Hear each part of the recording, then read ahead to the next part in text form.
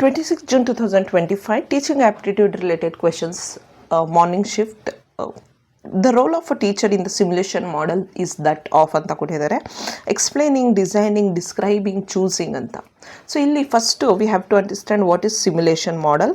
Simulation ಅಂದರೆ usually ಏನಾಗುತ್ತೆ ಅಂದರೆ ಒಂದು ಆರ್ಟಿಫಿಷಿಯಲ್ ಎನ್ವೈರ್ನ್ಮೆಂಟ್ ಥರ ಕ್ರಿಯೇಟ್ ಮಾಡಿ ಅಂಥಲ್ಲಿ ರಿಯಲ್ ಲೈಫ್ ಸಿಚುವೇಶನ್ಸ್ನ ಕೊಟ್ಟು, ಆರ್ಟಿಫಿಷಿಯಲ್ ಎನ್ವೈರ್ನ್ಮೆಂಟಲ್ಲಿ ರಿಯಲ್ ಲೈಫ್ ಸಿಚುವೇಷನ್ನ ಕೊಟ್ಟು ಒಬ್ಬ ಸ್ಟೂಡೆಂಟು ತಾನಾಗಿ ರಿಯಲ್ ಲೈಫಲ್ಲಿ ಆ ಸಿಚುವೇಷನಲ್ಲಿದ್ದರೆ ಯಾವ ರೀತಿ ಬಿಹೇವ್ ಮಾಡ್ಬೋದು, ಯಾವ ರೀತಿ ಡಿಸಿಷನ್ ಮಾಡ್ಬೋದು, ಯಾವ ರೀತಿ ಪ್ರಾಬ್ಲಮ್ ಸಾಲ್ವ್ ಮಾಡ್ಬೋದು, ಇದನ್ನೆಲ್ಲ ಕಲಿಸ್ಕೊಡುವಂತಹ ಒಂದು ಟೆಕ್ನಿಕ್, ಲರ್ನಿಂಗ್ ಟೆಕ್ನಿಕನ್ನು ಸಿಮ್ಯುಲೇಷನ್ ಮಾಡೆಲ್ ಅಂತ ಹೇಳ್ತೀವಿ ನಾವು. ಟ್ರೈನಿಂಗ್ ಅಂತಲೂ ಹೇಳ್ಬೋದು. If we are a human resource management students, if you are learning commerce or management or any other related subjects here, and we have that human resource management as a subject, there also this technique is used in training and development. Okay, so illi simulation ಬಗ್ಗೆ ಹೇಳಿದಾಗ simulation ಅಂದರೆ artificial. So simulation ಅಲ್ಲಿ students learn by doing a real life situation. Student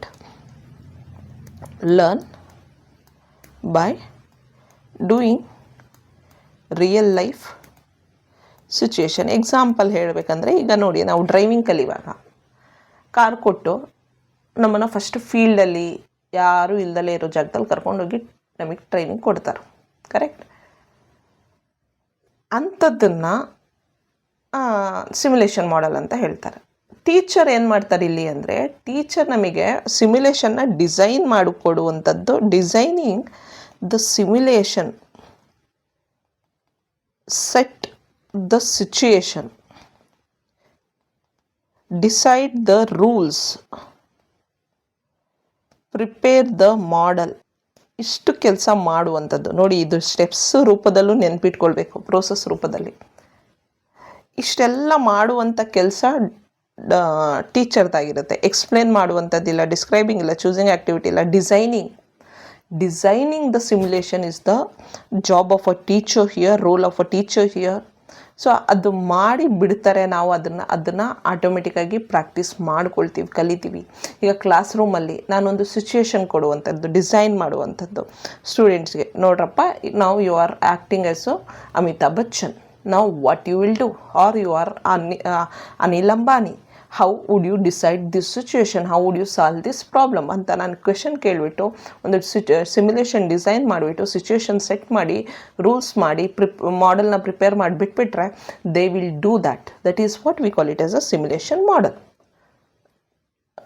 next question number 7. Question number 7 is about choice based credit system, CBCS. Higher education ಅಲ್ಲಿ choice based credit system ಬಗ್ಗೆ ನಿಮಗೆ ಗೊತ್ತಿದೆ. It is rigid curriculum system, no. Flexibility in course selection, yes. Limited student choice, no. Only theoretical learning, no. So this is flexibility in course selection, choices. Along with that ನಮಗೆ ಗೊತ್ತಿರಬೇಕು credit system ಅಂತ ಯಾಕೆ ಹೇಳ್ತಾ ಇದ್ದಾರೆ, ಯಾಕೆ choice based ಅಂತ ಹೇಳ್ತಾ ಇದ್ದಾರೆ, ಕ್ರೆಡಿಟ್ ಸಿಸ್ಟಮ್ ಅಂದರೆ ಏನು. ಆಮೇಲೆ ನಿಮಗೆ ಗೊತ್ತಿರಬೇಕು ಅಕಾಡೆಮಿಕ್ ಬ್ಯಾಂಕ್ ಆಫ್ ಕ್ರೆಡಿಟ್ಸ್ ಬಗ್ಗೆ, ನಿಮಗೆ ಗೊತ್ತಿರಬೇಕು ಡಿಜಿ ಲಾಕರ್ ಬಗ್ಗೆ. ಓಕೆ, ಸೊ ಇದೆಲ್ಲ ಸ್ವಯಂ ಬಗ್ಗೆ ಒಂದು ವಿಡಿಯೋ ಮಾಡಿದ್ದೀನಿ ನಾನು ನನ್ನ ಯೂಟ್ಯೂಬಲ್ಲಿ, ಸ್ವಯಂ ಬಗ್ಗೆ ಕಂಪ್ಲೀಟ್ಲಿ. ಅದರಲ್ಲೇ ABC academic bank of credits ಬಗ್ಗೆನೂ ಹೇಳಿದ್ದೀನಿ, ಡಿಜಿ ಲಾಕರ್ ಬಗ್ಗೆನೂ ಹೇಳಿದ್ದೀನಿ.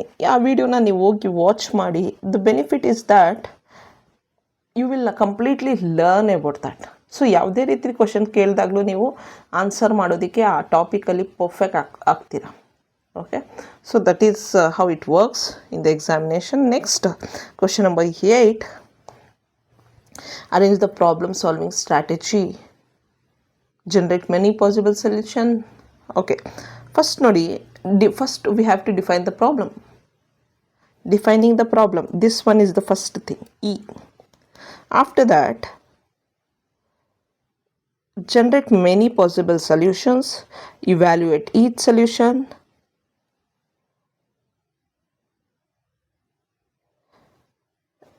B ಆಮೇಲೆ C. EA, so okay, C ಆದಮೇಲೆ B ಅಂತ ಕೊಟ್ಟಿದ್ದಾರೆ. Okay, EADCB is the answer here. Next question number 9. Learning for all implies, learning for all ಅಂದರೆ that is inclusive learning. Yes, inclusive education is right. Equitable education, yes, that is also true. Equitable both combine ಆಗಿ ಕೊಟ್ಟಿದ್ದಾರೆ. Inclusive and equitable education, that is true. Quality education, yes. Categorise based education, no. Categorised based education ಅಂದರೆ differentiating, ಸ್ಟೂಡೆಂಟ್ನ divide ಮಾಡಿ ಓದಿಸುವಂಥದ್ದು ಅಂತ, ನೋ. So ಇಲ್ಲಿ ನಾವು ಅಬ್ಸರ್ವ್ ಮಾಡಿದ್ರೆ what can be the answer? E is not the answer. ಎಲ್ಲಿ ಇ ಇದೆಯೋ ದಟ್ ಈಸ್ ರಾಂಗ್ ಆನ್ಸರ್ ಆಗುತ್ತೆ. ಕರೆಕ್ಟ್. ಸೊ ಈಗ ನಾವು ಸಿ ತೊಗೊಳ್ಬೇಕಾ? C, D both are true. But ನಾವಿಲ್ಲಿ ಅಬ್ಸರ್ವ್ ಮಾಡಿದ್ರೆ best answer is inclusive and equitable education. Quality education, learning for ಆಲಲ್ಲಿ quality education ಅಲ್ಲ ಅಂದ್ಕೊಳ್ತೀನಿ ನಾನು. That cannot be the answer. So D cannot be the answer. ಎಲ್ D ಇದೆಯೋ that cannot be the answer. Answer is C. Answer is C, inclusive and equitable education. ನೋಡಿ ಎಷ್ಟು ನಾವು ನಮ್ಮ ಕಾಮನ್ ಸೆನ್ಸನ್ನು ಯೂಸ್ ಮಾಡಬೇಕಾಗುತ್ತೆ NET ಎಕ್ಸಾಮಲ್ಲಿ ಅನ್ನುವಂಥದ್ದು. ತುಂಬ ಕಾಮನ್ ಸೆನ್ಸ್ನ ಯೂಸ್ ಮಾಡಬೇಕಾಗುತ್ತೆ. ನಾಲೆಡ್ಜು, ಅವೇರ್ನೆಸ್ಸು ಎಲ್ರಿಗೂ ಇರುತ್ತೆ ಸಬ್ಜೆಕ್ಟ್ ಬಗ್ಗೆ, ಎಕ್ಸ್ಪರ್ಟೈಸು. ಆದರೆ ಎಕ್ಸಾಮಲ್ಲಿ ವಿನ್ ಹಾಕುವಂಥವ್ರು ಯಾರು ಅಂದರೆ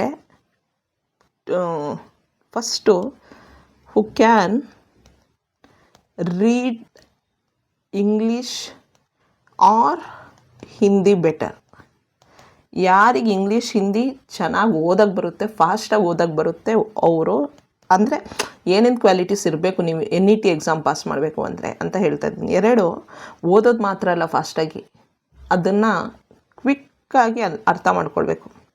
quick interpretation. Next options, each ಆಪ್ಷನ್ಸನ್ನು ಅನಾಲಿಸಿಸ್ ಮಾಡುವಂಥ ಬರಬೇಕು. ನೆಕ್ಸ್ಟು ಆಪ್ಷನ್ಸನ್ನು ಎಲಿಮಿನೇಟ್ ಮಾಡುವಂಥದ್ದು ಬರಬೇಕು. Next most important,